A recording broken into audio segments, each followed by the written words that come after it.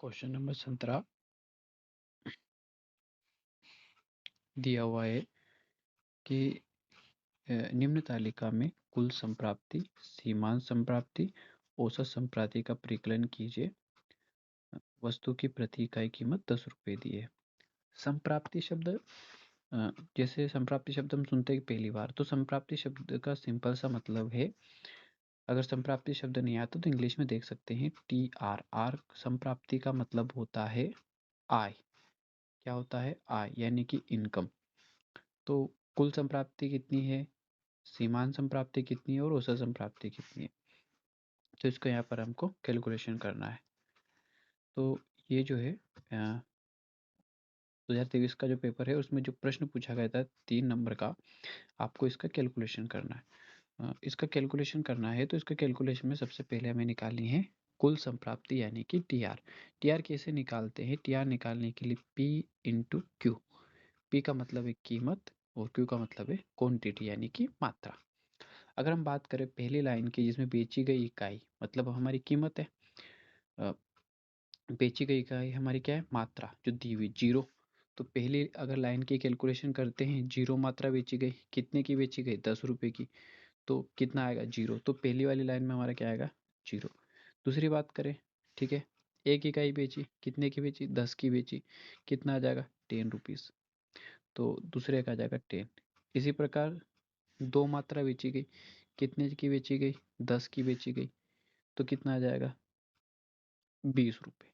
तो इस प्रकार लास्ट वाला कॉलम देखेंगे कितना है, लास्ट वाला हम देखेंगे तो लास्ट वाला जो है कितना है? 6 इंटू कितने में बेची? एक 10 में, कितना आ जाएगा? बराबर 60। तो टोटल रेवेन्यू लास्ट वाली कितनी आएगी? 60। इसी प्रकार हमको यहाँ पर कैलकुलेशन करनी है क्या? सीमांत संप्राप्ति। क्या कहते हैं? सीमांत संप्राप्ति। तो सीमांत संप्राप्ति मतलब क्या होता है? सीमांत संप्राप्ति हम कहते हैं MR को। तो MR का कैलकुलेशन कैसे करते हैं? तो MR का कैलकुलेशन करने के लिए हम क्या करते हैं? डेल्टा TR बटे डेल्टा Q।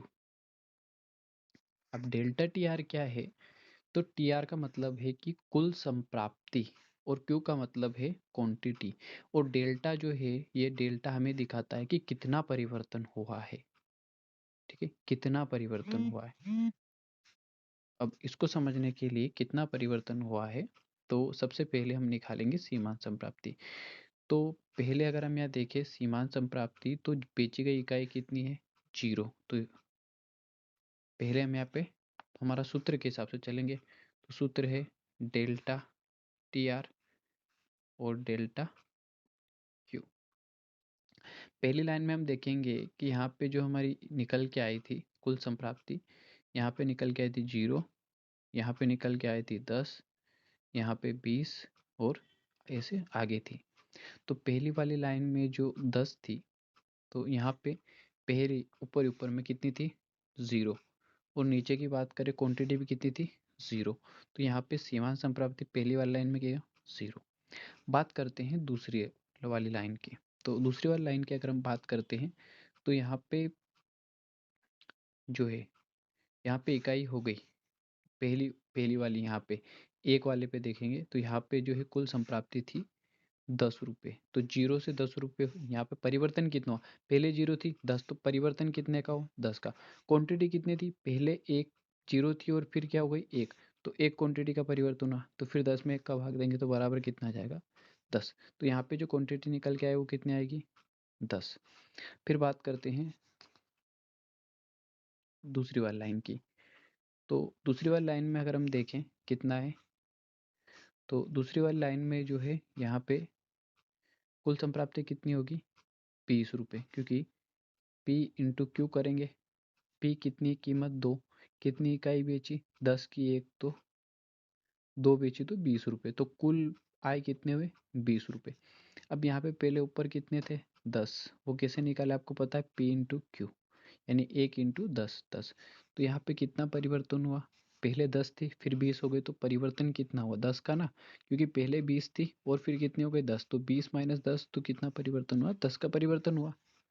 तो ऊपर में आ जाएगी, क्योंकि हमारा जो फॉर्मूला है वो फॉर्मूला कहता है डेल्टा टी आर बटे डेल्टा क्यू। यानी पहले कितना परिवर्तन हो रहा है कुल आय में, टी आर का मतलब कुल आय में, डेल्टा क्यू यानी मात्रा में कितना परिवर्तन हो रहा है। सिंपल सा, यहाँ पे 20 ऊपर थी 10, 10 से 20 कितने का परिवर्तन हुआ, 10 का। नीचे क्वांटिटी के पहले कितनी थी, 1, फिर कितनी हो गई 2, परिवर्तन कितना हुआ 1 का। 10 में 1 का भाग देंगे कितना आएगा 10। फिर ये दूसरी वाली क्वांटिटी हो गई। अब तीसरी क्वांटिटी की बात करते हैं, ठीक है। और तीसरी क्वांटिटी की कुल टी आर जो आपको पता है कितनी होगी 30। तो पहले कितनी थी 20, फिर कितनी होगी 30, परिवर्तन कितने का हो रहा 10 का। क्वांटिटी की देखें पहले 2 थी, फिर कितनी हो गई 3, परिवर्तन कितने का हुआ 1 का। तो ये जो पूरी सीमांत संप्राप्ति है पूरी ये जो निकल के आएगी वो 10 रुपीज़ निकल के आएगी। तो यहाँ पर हमारा सीमांत संप्राप्ति का जो फॉर्मूला है वो हमें पता होना चाहिए, कि तभी हम उसको निकाल सकते हैं कि हमको निकालना है सीमांत संप्राप्ति, जिसको हम दर्शाते हैं एम आर से। इसका सूत्र है डेल्टा टी आर बटे delta Q. Delta T R का मतलब होता है टोटल रेवेन्यू में कितना परिवर्तन, और डेल्टा क्यू का मतलब होता है क्वांटिटी में कितना परिवर्तन।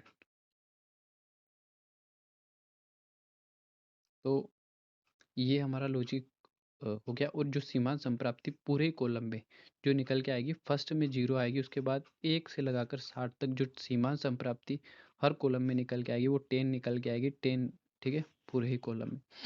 और कुल संप्राप्ति आप निकाल ही सकते हो। कुल संप्राप्ति को जिसको हम कहते हैं टी आर, टी आर कैसे निकालते हैं, टी आर मतलब हमें कितनी आय हुई। तो हमारी जो कीमत थी यानी प्राइस, हमारी जो क्वांटिटी, दोनों का गुणा करेंगे। ऊपर वाले लाइन में 0, दूसरे में क्या हो जाएगा 10, तीसरे में 20, दूसरे में 20, तीसरे में 30, चौथे में 40, पाँचवें में 50 और छठे में 60, यानी कि 10 इंटू 6। तो इस प्रकार इस लाइन का 10 से गुणा करना है तो कुल संप्राप्ति आ जाएगी।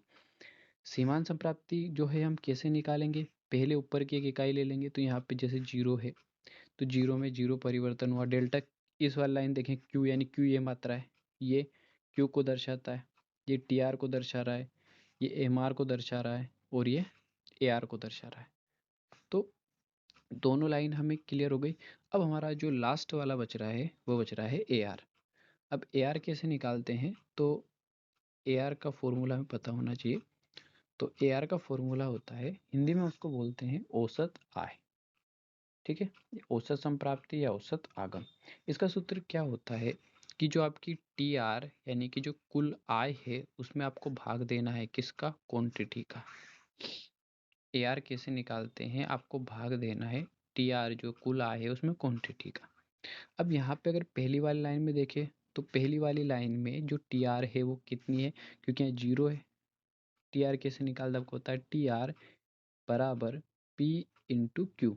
तो पहली वाली लाइन जो है यहाँ पर बेची गई मात्रा कितनी है 0, कीमत कितने की 10, कितना आएगा 0। तो यहाँ पर ऊपर पहली वाली लाइन के लिए टी आर कितनी है 0, क्वांटिटी भी कितनी है 0। तो यहाँ पे पहली वाली लाइन में क्या आएगा 0। ये कंप्लीट है। उसके बाद हम बात करते हैं यहाँ पे 1। तो 1 पर हमें सबसे पहले टी आर कितनी होगी, तो कितनी की मात्रा बेची 1, कितने रुपए की बेची 10 रुपए की। तो टी आर कितनी आई 10। अब टी आर 10 आई, कितनी क्वांटिटी बेची 1, एम आर निकालनी है ना, ए आर निकालनी है। तो ए आर का सूत्र क्या कहता है, टी आर बटे में क्यू। तो यहाँ पे टी आर कितनी आएगी 1 इंटू 10, 10 बटे में क्यू कितनी है, 1 इकाई बेची, तो 10 में 1 का भाग देंगे तो 10।